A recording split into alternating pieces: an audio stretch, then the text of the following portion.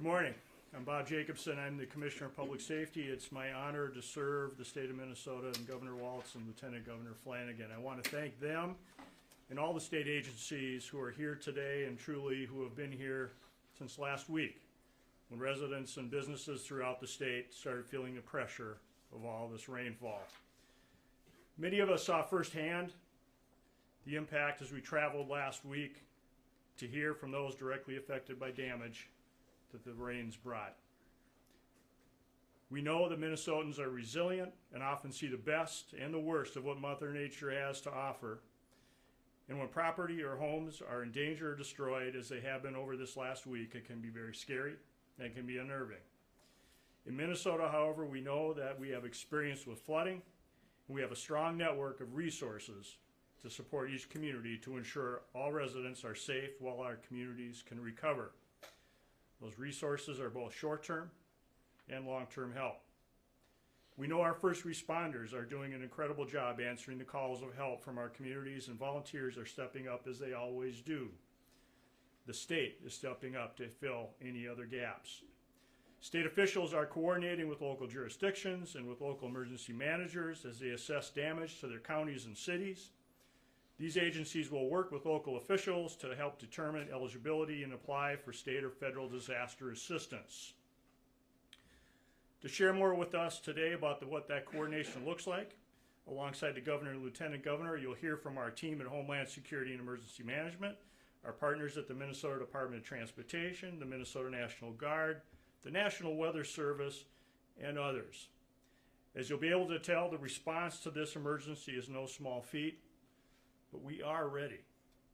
With that, I'll turn over things to Governor Walz, who can tell us briefly about what he has seen and what we are committed to doing along with our state partners. Governor? Thank you, Commissioner. Good morning, everyone, and good morning, Minnesotans. First and foremost, to those that have been impacted by the flood, been displaced from your homes, had priceless memorabilia inundated by these floods, we extend our sympathies to you. I also want to send a thank you. Folks kept their neighbors safe.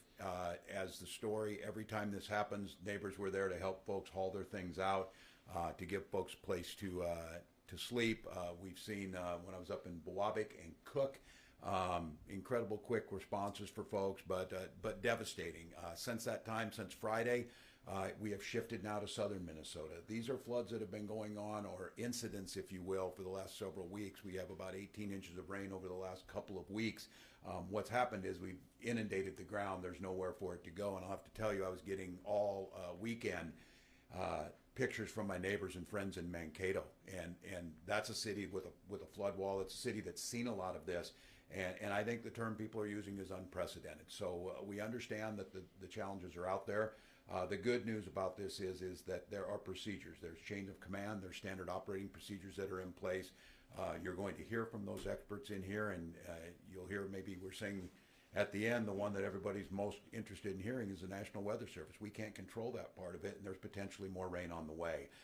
With that being said, the resources that are being deployed are strategically out there. We're making sure, first and foremost, people are safe, protecting property, and protecting public infrastructure. You'll hear from each of the folks here how this process works. It is very deliberate and very clear.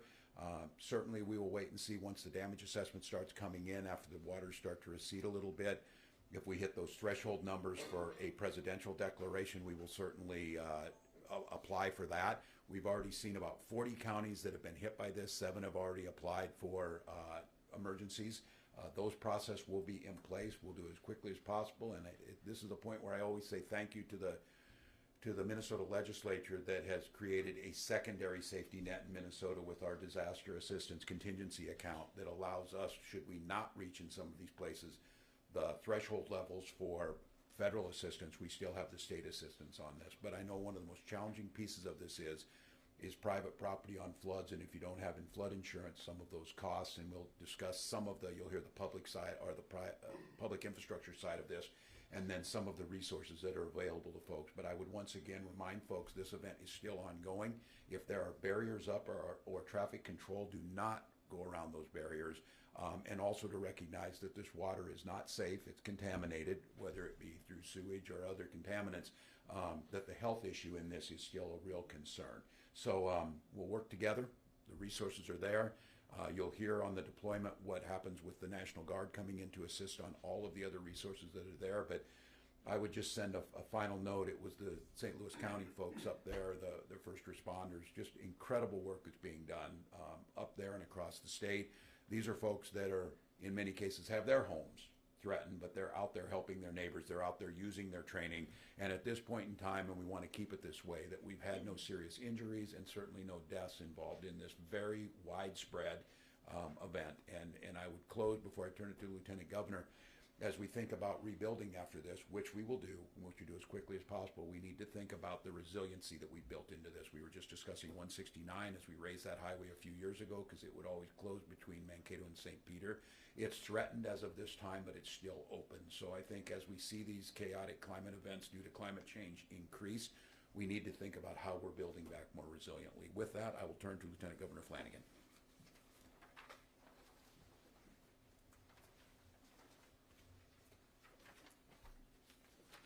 Thank you, Governor. Good morning, everyone. Thank you so much for being here. You never know what you're going to get with Minnesota weather. This year, we are dealing with floods caused by intense storms. Last year, we saw drought conditions and wildfires. But here's what I know is that no matter the emergency we're dealing with, our local and county emergency managers, first responders, and local leaders are the first on the scene to assess the damage, to help their communities, and get Minnesotans the emergency resources that they need. I'm grateful for folks coming together, and I'm extremely proud of the work that you do every single day for Minnesotans during our most challenging times. Our Department of Public Safety and Department of Transportation have been working closely with local officials on the ground to identify damage to roads and to infrastructure. The state stands ready to support, of course, to make sure the communities receive the help that they need. And as the governor mentioned, we are seeing and witnessing stories of individuals who are strangers and then becoming neighbors and then becoming friends, helping each other through these times. And that is the best of Minnesotans. That is who we are. We step up and we help each other out. So Minnesotans are tough and our communities are strong, and we will get through this together. Thank you very much. And with that, I will hand it over to HSEM Director Rollwagen.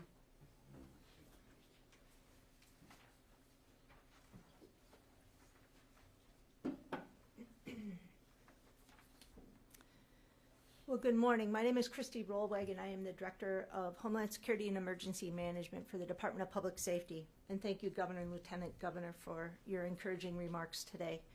I also would like to echo the same sympathy and thoughts and prayers that the Governor has offered this morning for these impacted communities. And I'd like to also echo our thanks to the hard work of the local first responders over the last couple of weeks. It's been a challenging couple of weeks for weather in the state of Minnesota. The recent partial activation of the State Emergency Operations Center has allowed Minnesota Homeland Security and Emergency Management, as well as its partner state agencies, to coordinate a one Minnesota effort to support the affected local governments and communities. Support such as the deployment of the all-hazard incident management team that was mobilized over the weekend to Jackson County allows us to gain situational awareness and to assist with local efforts on the ground in Jackson. It is also an example of our collective assistance we will continue to coordinate through the State Emergency Operations Center. I'd like to also recognize the efforts of the local community emergency response teams that have assisted communities across Minnesota over this past weekend. These are people who live and reside within the community who have received training specifically to assist their neighbors in a situation like this, where we are looking at disaster and crisis in those local communities. Their goal is to help bridge the gap between an incident where first responders are not able to get on scene right away. Thank you, CERT members. Your help is greatly appreciated. And that also brings me to a reminder. If you're looking to volunteer or donate, there are opportunities for you to get in touch with your local city or county voluntary agencies or your volunteer emergency management agencies to better put you in touch to meet those local needs. Finally, as the governor alluded, we want you to stay out of those floodwaters. Please, please, please abide by the traffic control barriers and all of the warnings that are in those communities right now. The water is moving fast. It is dangerous. We want you to turn around. We don't want you to drown, and we don't want you to become a part of an unfortunate event. So please be careful as you're traversing throughout the communities to abide by the cautions that your local emergency management and local first responders have put out. Finally, we will continue to monitor the situation, and we will take the necessary collaborative steps to best assist the impacted areas through this unfortunate event, and we will be with them as we move into recovery. Thank you. I'd like to turn it over now to the Commissioner Daubenberger from MnDOT.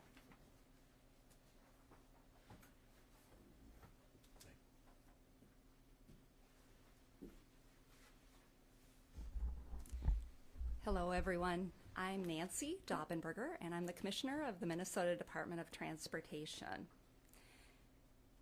Pleased to be here with you today, and I also want to echo my sympathy for all those impacted by these floodwaters and say a special thank you to all those responding and appreciate their staying safe out there. MnDOT continues to work closely with our agency partners and monitor state highways around Minnesota due to flooding and identifying damage by heavy rains. And although floodwaters are still rising in some locations, and they will continue to do so over the course of the week, they are receding in other areas. Damage assessments have begun. Detailed damage inspection reports have begun in the northeastern part of the state, and in the southern part of the state, we're focused on identifying sites and ensuring public safety, and those areas will also need to go through the more detailed damage assessment after the floodwaters recede. If you're traveling, please check www.511.org before you go, or check your 511 app if you have it downloaded for changing conditions. Conditions are changing rapidly. Roads may be closed or restricted without warning.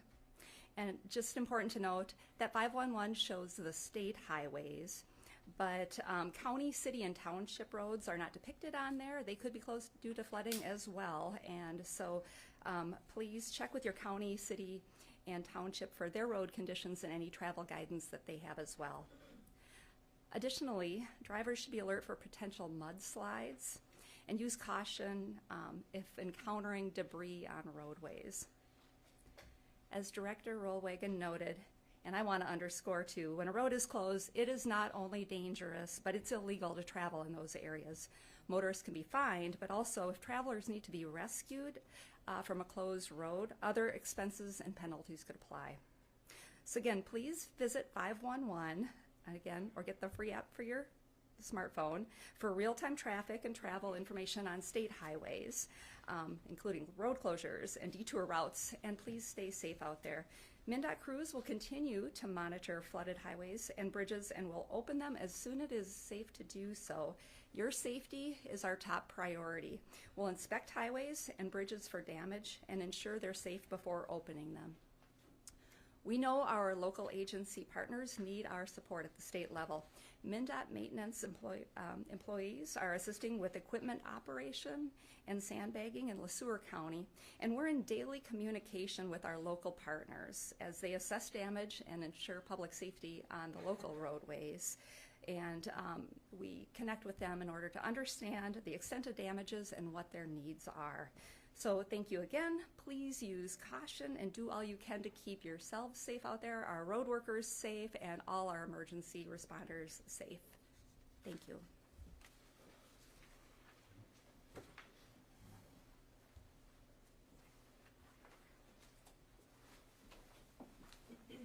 Hey, good morning. I'm Major General Sean Mankey, the Adjutant General of the Minnesota National Guard. I also would like to extend my thoughts and prayers to everyone impacted by these devastating floods.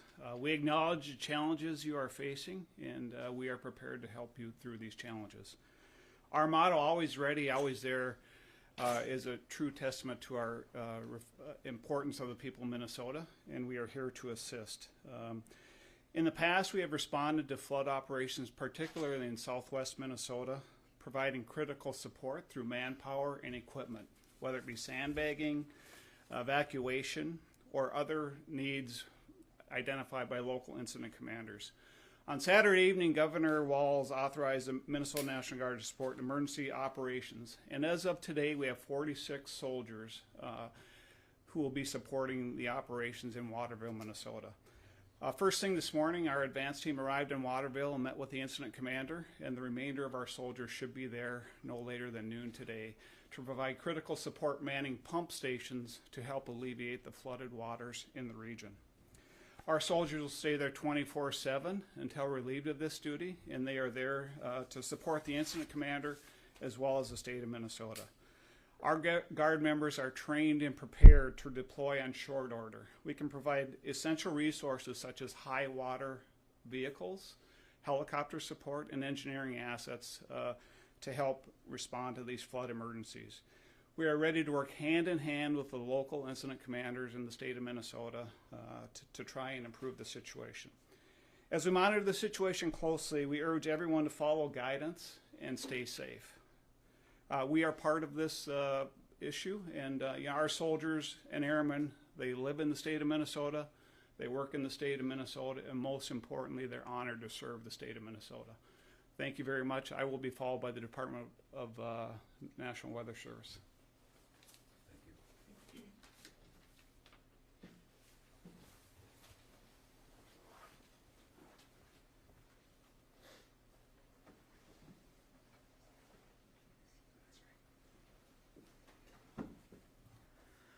Good morning. I'm Dan Hobletl. I'm the meteorologist in charge at the National Weather Service Forecast Office here in the Twin Cities. So needless to say, it's been quite a wet pattern lately, which is 180 degrees from what we were used to just a few months ago. The rain that we've seen so far this month has been quite impressive. Some areas of the state seeing 2 to as much as 8 to 9 inches above normal just for the month of June alone. Some parts of southern Minnesota have seen as much as 10 to 12 inches of rain just this past week. So the resulting impacts on the rivers and streams around the area has been quite severe. We have several rivers that are in major flood stage, many points approaching or even exceeding record flood levels. So we are in some cases seeing flood impacts that haven't been seen in quite some time, and in some cases at all. So some of the rivers most impacted, as many already know, including the Minnesota, the Crow, the Cottonwood, Des Moines, the Cannon, and even the Mississippi, all going up into major flood stage in some parts. It's important to note that some of these are still rising, especially your larger stem rivers such as the Minnesota and the Mississippi, and will continue to rise and maybe not even crest until later this week. So therefore we cannot emphasize enough the importance of staying alert, and as many have already stated, turn around if you approach floodwaters, because some of them will continue to go up through the week. And that's assuming no additional rainfall, which unfortunately I cannot promise. And in fact, we are looking at the chance for more storms later today across much of the state. This situation is rapidly evolving, and has been stated earlier, it's a tough situation to predict. We could get a little lucky and not get too much in the way of storms. However, the trends that we're analyzing this morning are not really going that direction. In fact, starting to indicate some severe storms impacting much of the state with some severe damaging wind and, of course, some unfortunate additional rainfall amounts. How much that could be could range from just a few tenths of an inch to maybe an inch or two or even more locally.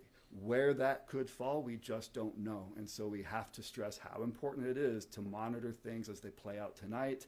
Of course, a safety standpoint from the severe wind and any resulting flood. We will, of course, know more about the impacts on flood or on rivers and flooding tomorrow once we see how much has fallen. I do have a little bit of brief good news that the rain will let up for the middle of the week.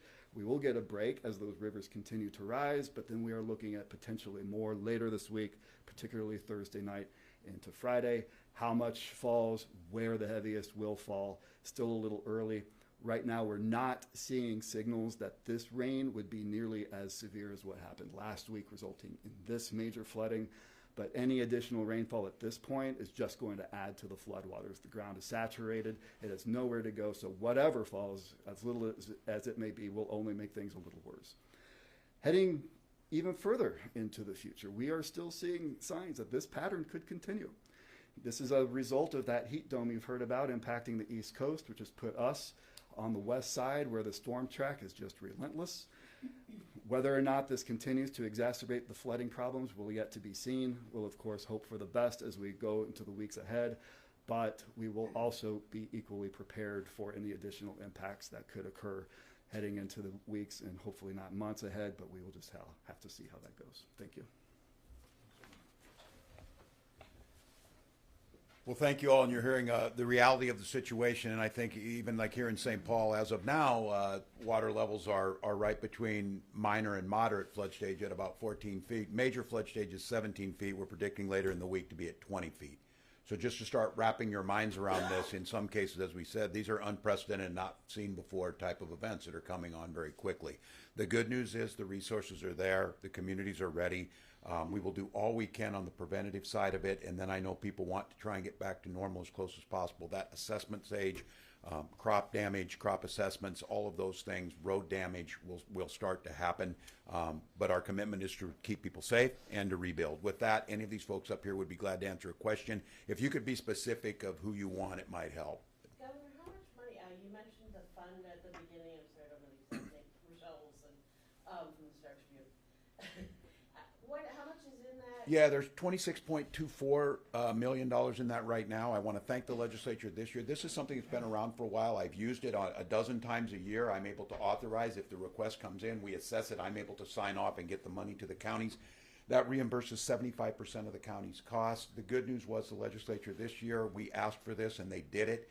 It will replenish to $50 million after the end of August, so we will have another $50 million at the start of September. That disaster assistance contingency account is for areas where we don't get a federal disaster declaration. I think many of you have been through this before. How the federal government calculates this, is this one event? Is it multiple events? How do we get it? You reach that $10.6 million threshold, and then the formula for each county. My team makes sure that I'm very careful about not speculating, but I think what I've seen, I think we will reach those numbers. And of course, we will ask for federal support. I'm grateful today that our federal partners, Senator Smith and Klobuchar, were both in contact. I know that Representative Craig is down in southern Minnesota, all of them again today. We'll be out there with them starting probably tomorrow, start to do this assessments. But that's where it sets right now. I think many of you are doing the math in your head. It doesn't take long to reach those numbers anymore. Real quickly, just a recognition of not only you can see how dynamic the group is that's working on this, I also want to recognize in the room, in case there's questions for these agencies, we have Commissioner Sarah Stroman here from the Department of Agriculture. Natural Resources. Natural Resources, and Commissioner Tom Peterson here from the Department of Agriculture too. So if there's questions for them too, they're willing and able to answer those. Governor Ali Roth with NPR News. Do you have any update on the Rapidan Dam near Mankato? There's news sites down there are reporting that officials are concerned about the integrity of the dam. Any update on that? Yeah, the question is about the Rapidan Dam, which I'm very familiar with in that. I do not have any current update on that. I know the structural integrity of the dam has been a question for a long time. The removal of the dam has been a question that's been up there. I don't know if anybody with the agencies has anything further that would come from, you know.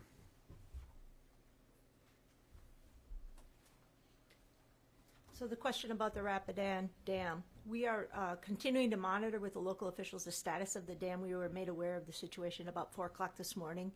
We're also looking at the communication cell towers in the area and working to get resources down there to support cellular communications. Right now, the integrity of the dam is intact, but we will continue to monitor it and be aware of what's going on. What were you notified about at 4 o'clock this morning? Concerns over the status of the dam and the communications equipment.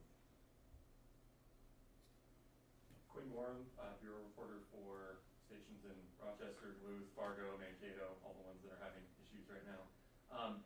Could we talk a little bit about, obviously we got major flooding projected for here in St. Paul, down in Hastings, but by the time it gets down to Lake City, those projections are a little less minor. I'm sure Army Corps of Engineers has more to do with that, but how are we able to curtail sort of the flooding that we're seeing further down the Mississippi? Dan, do you want to take that one, or do you? I can try. Okay, and I can back you up.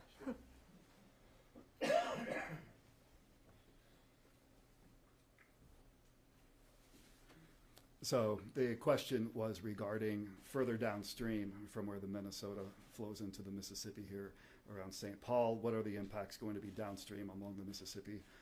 Fortunately, when you're dealing with a river of the magnitude of the Mississippi, it can handle a lot more water. And so in this case, most of the water is being channeled from one particular basin, which is the Minnesota, and that's why we're going to have those impacts in St. Paul.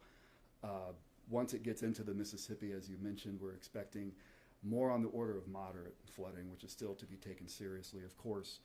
The reason we're not getting into the major is just because the Mississippi itself can typically handle some more.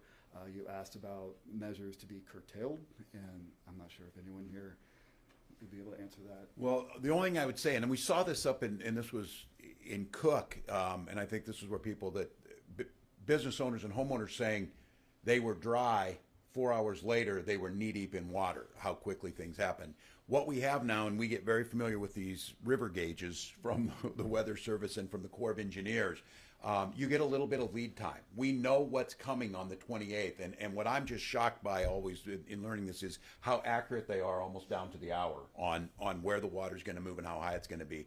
What that allows us to do is start thinking about where resources could be deployed for sandbagging, for pumping operations, and those types of things.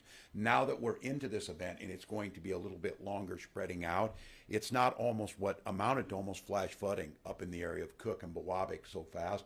This is going to be a more of a typical spring melt type flood where we'll see the rivers start to rise over time. Gives us a little time to think about it, of what you're going to sandbag, what you're getting. Because there were folks saying, look, if I'd had more time, I'd have sandbagged. They didn't, and the prediction was, I don't think anybody was predicting 8 to 10 inches of rain in a matter of a couple hours. Any more on topic? Well, what's the, I don't know, Commissioner, I know you've been out and about, Commissioner Peterson, but what's the situation with the crops? I mean, Tom, you want to take that? Whoops, excuse me. We can move him up around. I mean, how bad is it in terms, are they total loss, or what percentage? Again, thanks, Tom Peterson, Commissioner for the Minnesota Department of Agriculture. And again, too, you think about a lot of stress right now for farmers as they assess those crops especially in southern Minnesota. A lot of our, crop already had to be replanted in certain areas with a rainy season before we even had the rains this week. And so there's crop insurance dates that farmers are going to bump up against now, and so there just is not time to replant those acres. And so what we'll be working on as an administration is there's certain thresholds that each county will have to make. It's 30% of our crop loss of one crop, and then we'll be working with the governor to ask for either a secretarial designation or a presidential designation that'll unlock loans and assistance for farmers. And we'll try to do that as quickly as possible. As I said, I did tour some crops yesterday, and we'll be also out there tomorrow, working closely with our USDA FSA office here in Minnesota. I mean, how widespread is it, though? I mean, how much are you looking at a 50% loss? No. Statewide, or what's the deal? Yeah, no, that's a good question, and it'll be very spotty. In some areas, if there's other issues that'll come with this. So some counties will have, I would say, will have a hard time making that 30% loss because it's really low areas that are going to be drenched. And but the problem is for those farmers that needed to replant. So that's what we'll be assessing. And so it could be not as widespread as we thought, but farmers are going to have other problems too. They're not able to get their fertilizer on, and then we're going to see, because of the wet conditions, we're going to see issues with pests and other things like that. And so there's a lot of concern right there on the crop that may take several weeks to assess the situation of where we're at. And so that's why, we'll be out working closely with the USDA to try to monitor this and see what the damage will be. Well, again, Well, we want to thank you all, and I think folks to start wrapping your mind around this. I think we think of the historic floods, 97, 2007, or whatever. We're approaching one of those type of events, and this is gonna spread out over the next few weeks. So we're gonna have to make sure that we're focusing, make sure that folks continue to look out for their neighbors. We'll continue to monitor this, and again, the relationship and the partnership with the federal government is going to be critical, especially as we start thinking about recovery. So thank you all.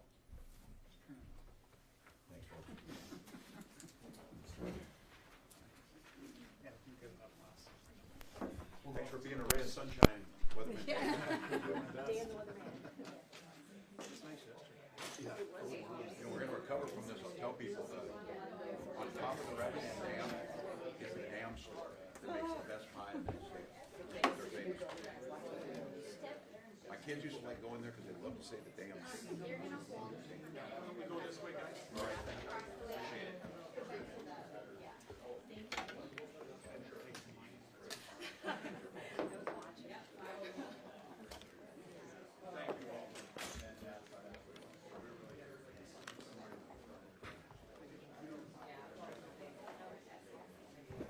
Our media partners want to follow me to the state emergency operations center. We're going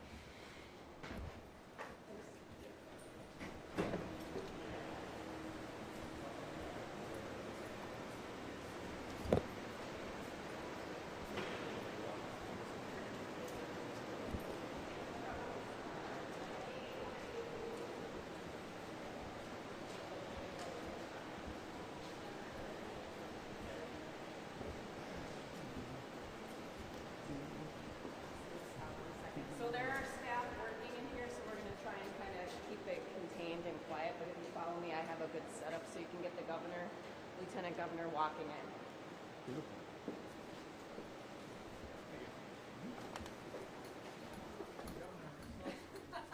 Hi, welcome everybody. Good morning. Good morning. No, we're on in the store. You guys are good. Thank you. You've never been here?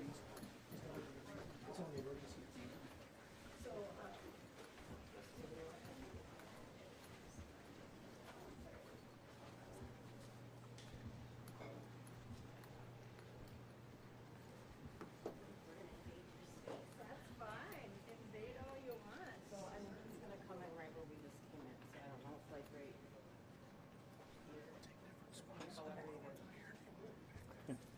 Just different angles. Okay, I'll go there. You're kind of a big deal.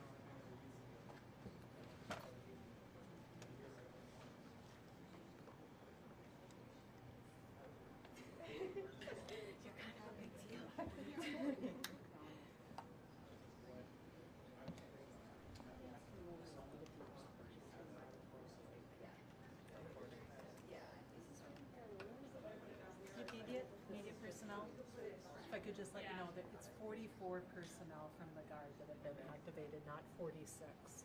44. 44, Okay. okay? 44. In Waterville. Okay. I'm sorry to tell you. No, you're good. Yeah.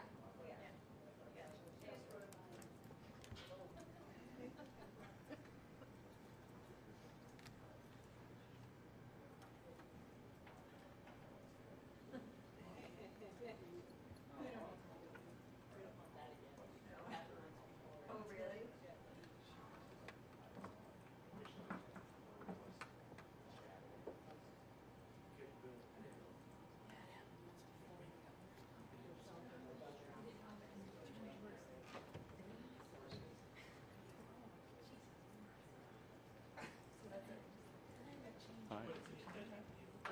Rochelle took the governor off topic, so they'll be over once he's done with her. That dang newspaper. I know, those Star Tribune reporters, they're always messing things up. Yeah, you're welcome. It's like my whiteboard in my office whenever I'm on.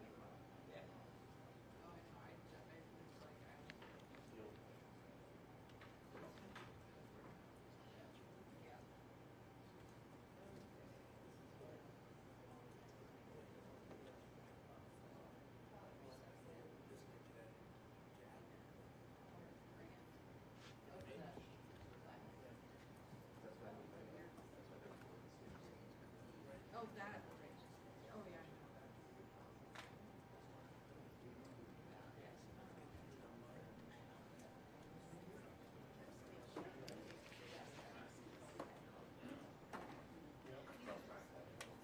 Here we go.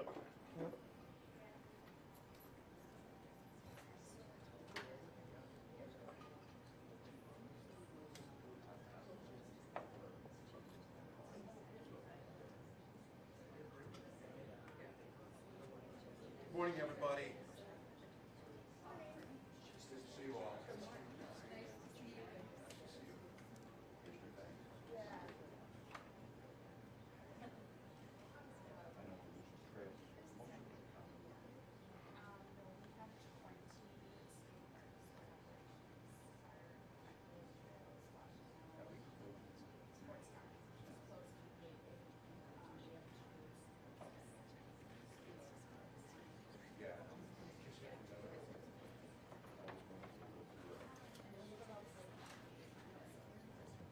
Okay. Well, good morning, everybody. We don't want to interrupt on this, but just wanted to say thank you. And for the folks in Minnesota, what you're looking at is a partial activation of the state's Emergency Operations Center. When an emergency declaration is declared, the agencies come together, as you can see, whether it's MPCA, DNR, we see the National Guard, all of our folks coming together. It's in this place that they coordinate. They're getting real-time data from their counterparts on the ground in each of the affected areas. The incident commanders are sending up requests through a very clear channel of what that request is. Those requests then are put out to the relevant agencies and then fulfilled through here and then passed out to the individual site locations. So I'm here to all the folks working here. Thank you. I'm here to highlight that we know very clearly.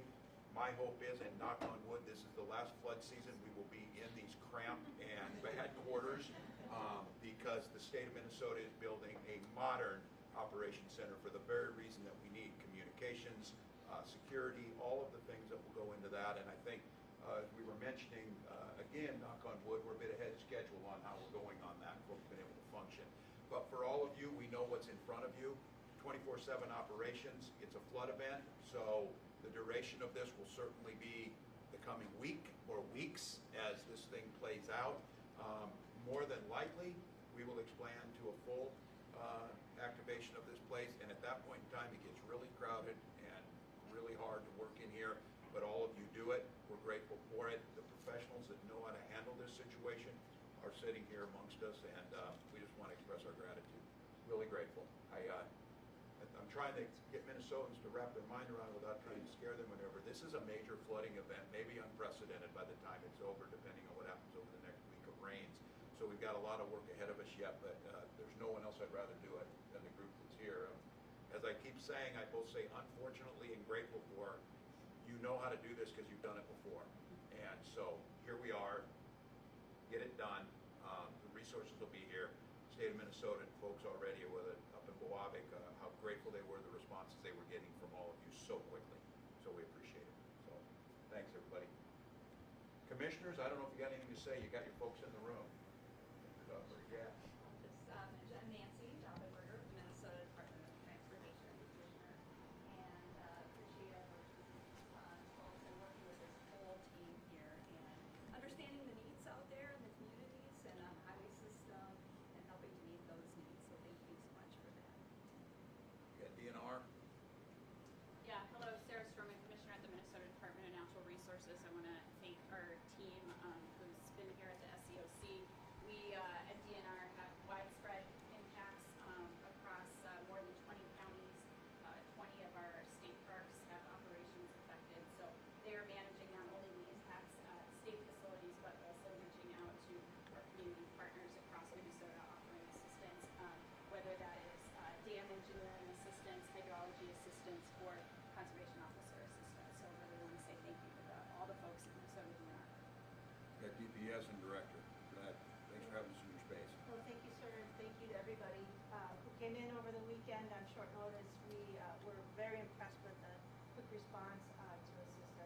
managing what's going on in the field.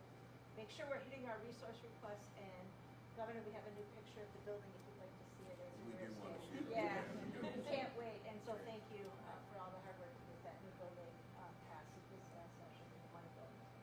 Bob, you said all the requests that have been. Absolutely. Bob Jacobson, Commissioner of Public Safety, has mentioned all the requests that have come in so far through the State Emergency Operations Center have been met. They'll continue to funnel through this State Emergency Operations Center through the next few days, weeks, if needed, months. So we're working very hard, 24 hours a day, really 7 days a week. We're getting phone calls even at 4 o'clock in the morning on issues that are coming up. I do want to thank all of those. Not only do we have a lot of people in the State Emergency Operations Center, we have a network across the state of Minnesota. Of course, all 87 counties have emergency management directors. They're funneling their requests and their concerns and issues in through the State Emergency Operations Center. We are meeting those requests. They're doing great work. And again, recognize that our communities around the state of Minnesota are extremely resilient. They're coming together. And the families of those folks who are here working 24/7 as well, trying to get this work done. My thanks to those families supporting the first responders and the emergency managers around the state of Minnesota too. This really is more than half of the state really is facing issues, and again, our thanks to all of them. So we're doing good work. Thank you. Yeah, thanks again, everybody. To tell Minnesotans that it's reassuring to them to know that the professionals are here. They know what they're doing. This is best practices. We've been trained. There are standard operating procedures.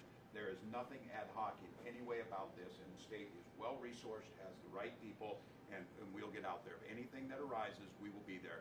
Folks can help us, and I keep making this case of not putting yourselves in a situation where we are pulling somebody off a road or doing something that was unnecessary, because it takes away the resources from the work that's happening here. So thank you all. Really grateful. Thanks, Governor. We better just get you on the road. On the road. Thanks. Oh, it's looking great. It's better than coming in. So, great. Thanks, everybody. I was just real quick. Ann McLaughlin. I want to say so I